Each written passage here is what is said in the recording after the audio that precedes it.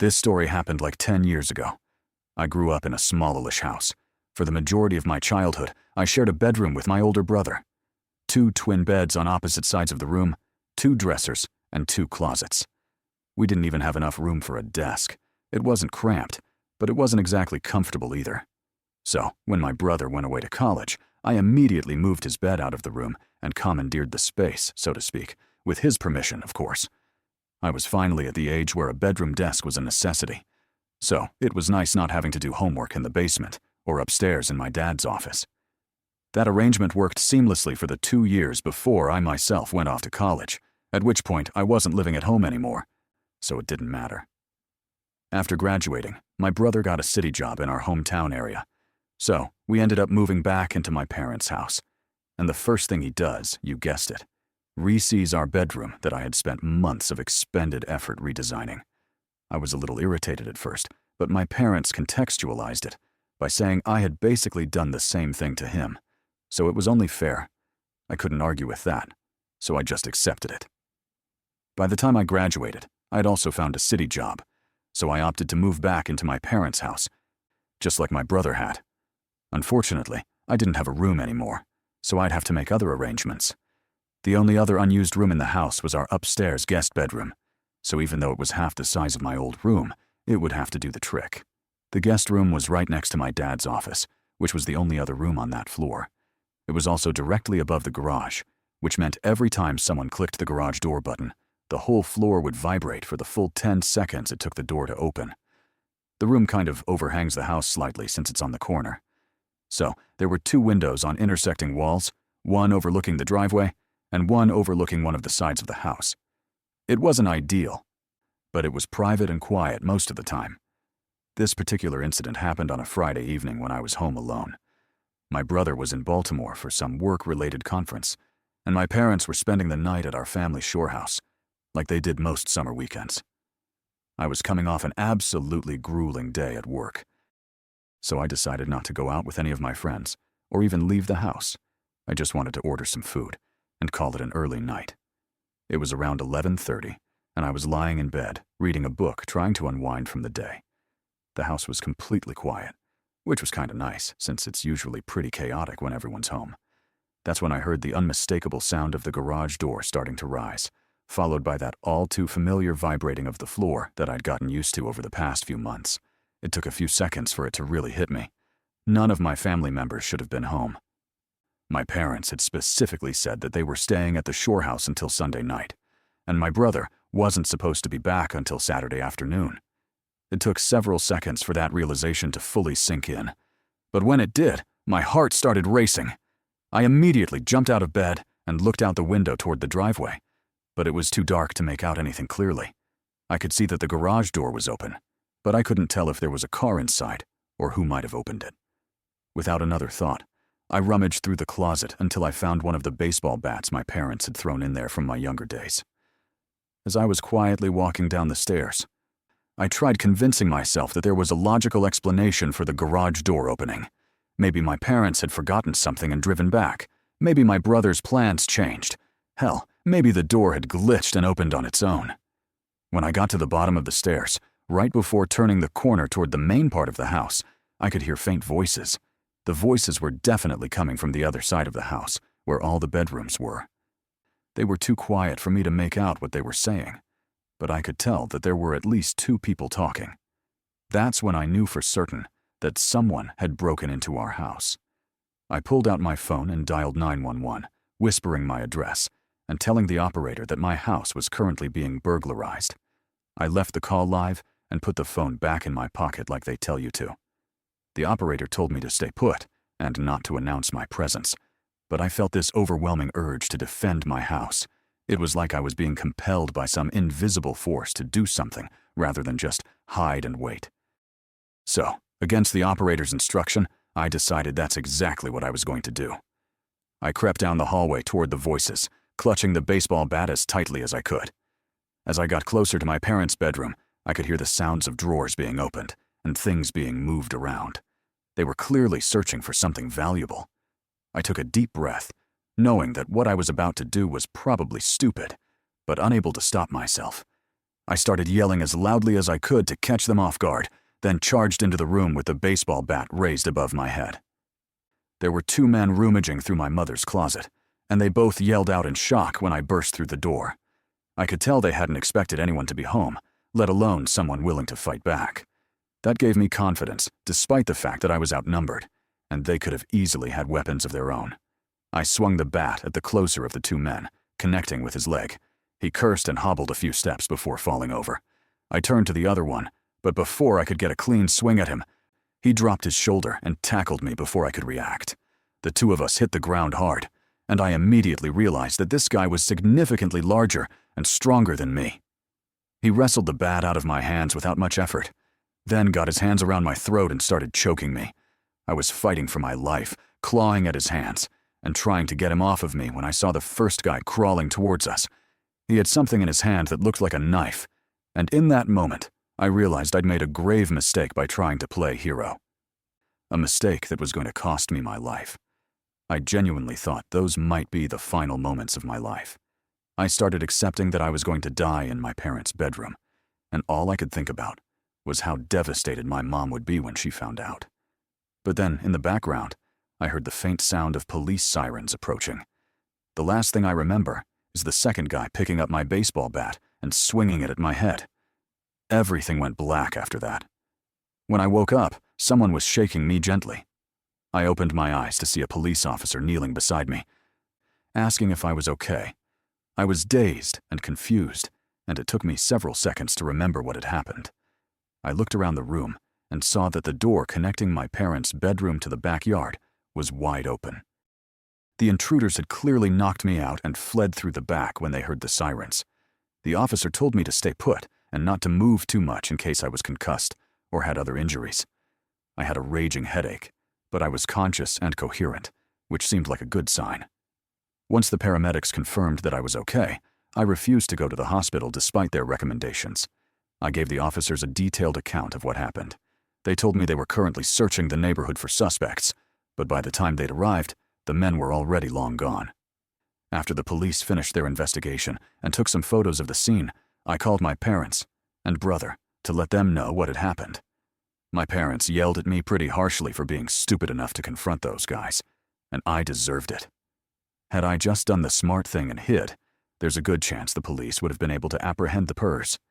The men were never found, despite the police canvassing the neighborhood and following up on a few leads.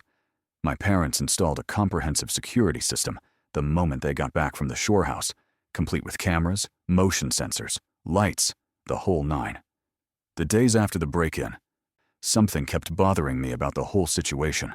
All the doors to my house were locked that night, and the only way to open the garage door was through a little button in my car that my dad had programmed to be a wireless switch.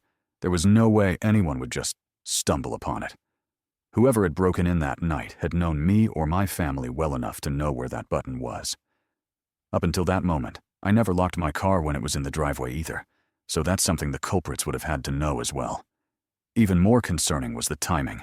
They somehow knew that my parents would be away for the weekend, that my brother was out of town. I don't live in that house anymore, but my parents were never able to determine who had broken in. It was actually something that made my dad really paranoid for a long time, since he, too, thought that whoever had broken in was close to the family in some way. I'm not going to go as far as to say that night changed me forever, or anything cliché like that. But I will say one thing. Life before and after you've accepted you're going to die are two very different things.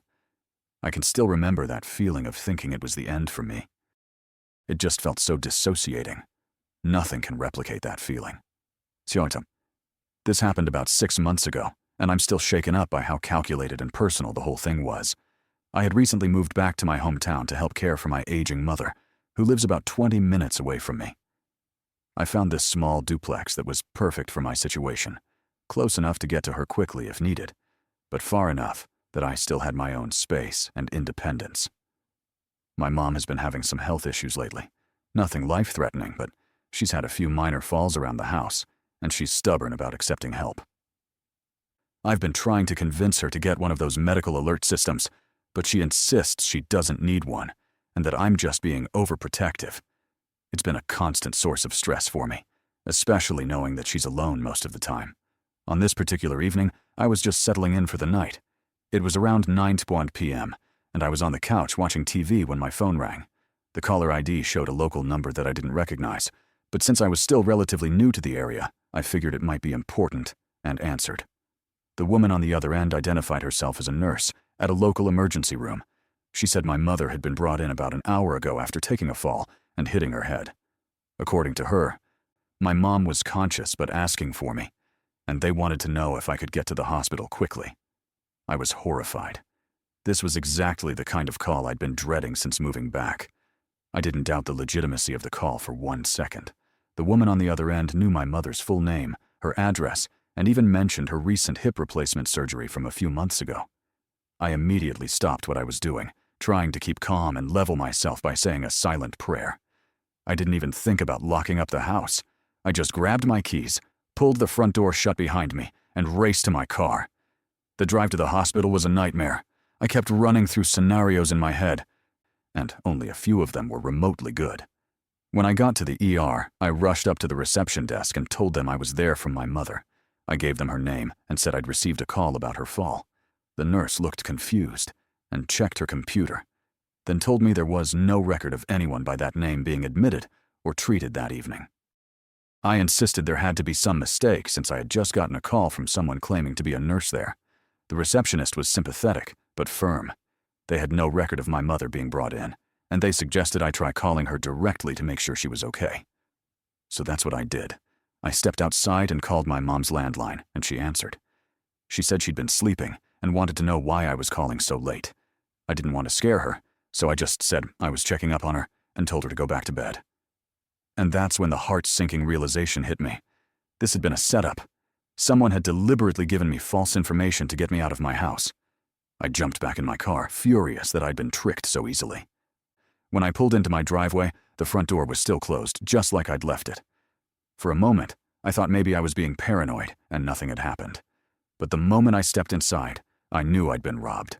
The house had been completely ransacked. My TV was gone along with my laptop and small jewelry collection I kept in my bedroom. But as I looked around more carefully, I realized the thieves had taken some really strange things too.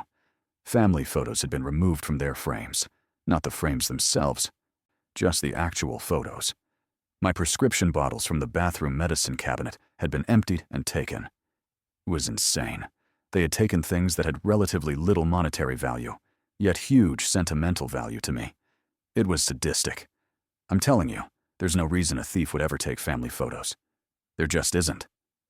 I called the police immediately, but I was already feeling defeated at that point. Deep down, I knew the thieves were long gone, and there was nothing I could do about it. I told the police everything. I remembered the phone call verbatim, and after hearing it, the police reached the same conclusion I had. Whoever had been on the other end had known things about my mother and I that no stranger could possibly know.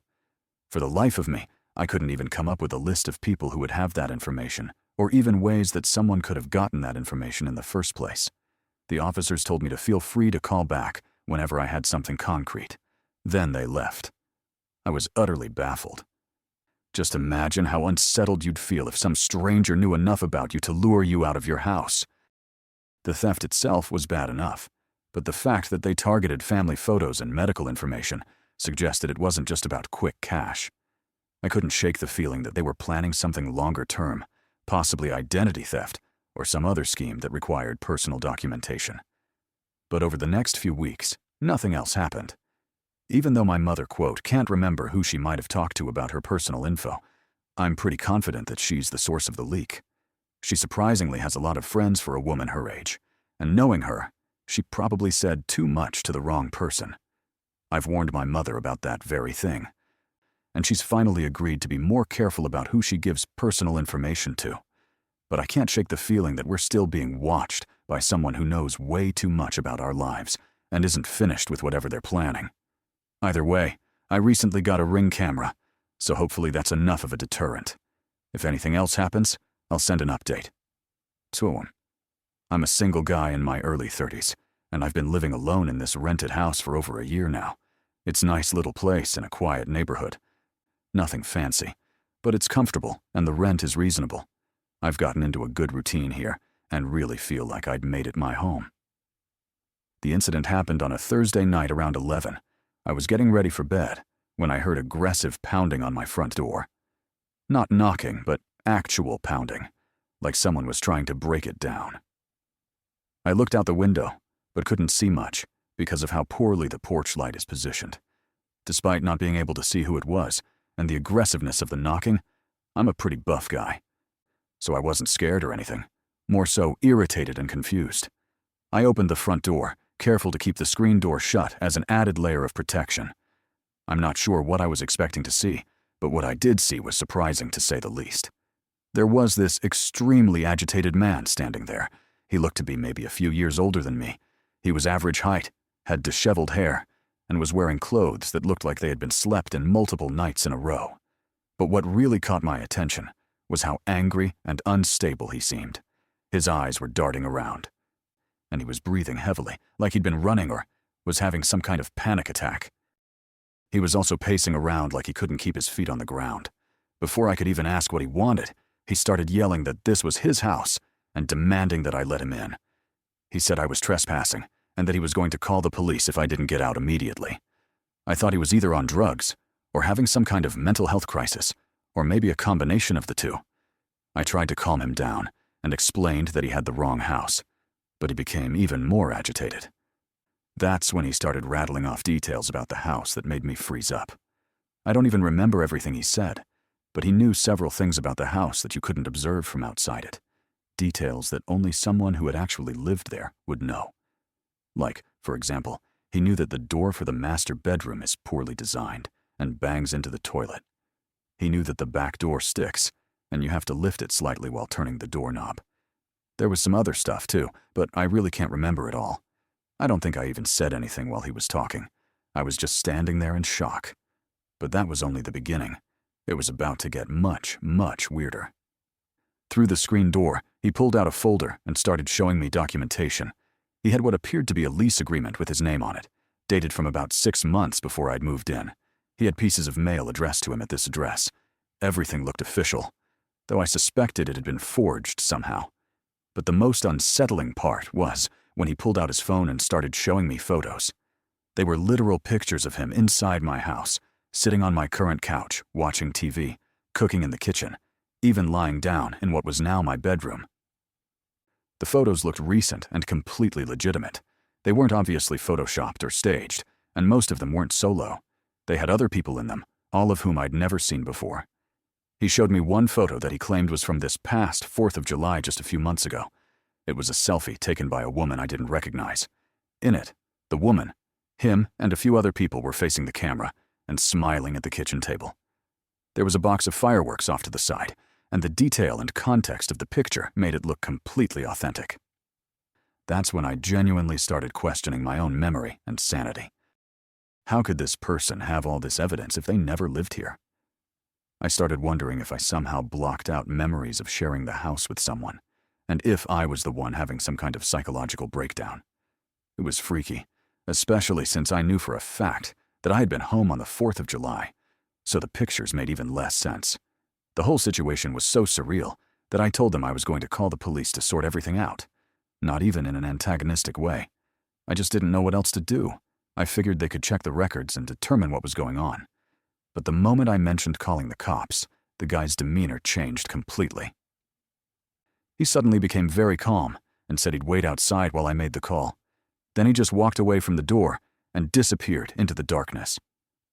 I watched from the window, but I couldn't see where he went. When the police arrived about 10 minutes later, I explained the whole bizarre situation.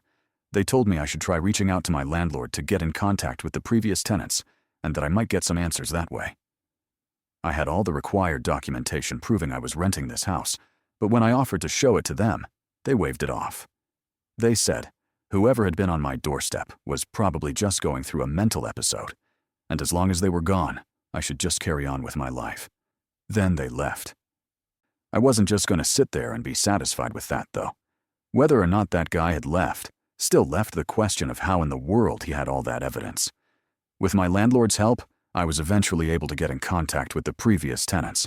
I should mention that my landlord had no idea what had happened either, and said he didn't know anyone matching that guy's description, and had never rented to anyone like that. But anyway, the old tenants also had no idea who I was talking about. They said they'd never lived with anyone matching his description, and they lived in the house alone for 3 years before moving out. They were just as confused as I was about how this stranger could have such detailed knowledge of the house, and apparently legitimate photos of himself inside of it. For the next 2 weeks, I was constantly on edge, but nothing happened, and I started to think that maybe it had just been some elaborate scam that had failed. But of course that turned out to be mostly wishful thinking. One night, I came home from a night on the town with my friends to find my house completely ransacked. It wasn't like a typical burglary, where someone grabs obvious valuables and runs. The place was completely turned upside down, like someone had been looking for something specific. What that thing was, I had no idea. The craziest part is that most of my electronics and other valuable items were still there, despite the fact that the rooms they were in were completely trashed. The police found no signs of forced entry, which suggested that whoever did it had a copy of my key. Given the timing and connection to the strange incident 2 weeks earlier, it seemed obvious that the same person was responsible. The police took things more seriously after that, and so did my landlord. He replaced all the locks in the house immediately and free of charge, and also installed additional security measures. The going theory, and the one I believe, is that some crazy person really does believe he lives in my house and broke in to look for his personal belongings or something. And okay, sure, that's problematic enough on its own, but that does absolutely nothing to explain how he had all that documentation, let alone literal copies of my house key. I wish I had the sense to take a closer look at that so-called lease agreement he had shown me, because I might have been able to get his name. But in the moment, I just wasn't thinking clearly. The documents don't even bother me that much. All that stuff could have been easily forged or altered, including the alleged pieces of mail. What freaks me out to my core, though, are the pictures. I have no explanation for any of that stuff. It's possible they're really old pictures whose dates are doctored. But even if that's the case, it still doesn't explain how my landlord, who's owned that house his entire life, didn't recognize him. One of my friends suggested that I'm up against something not fully natural. I don't believe in that kind of stuff, but I will say that I've had this constant creepy feeling hanging over me whenever I'm in my own home, which is most of the time. I can't even begin to rationalize the whole thing. I just hope that's the end of it.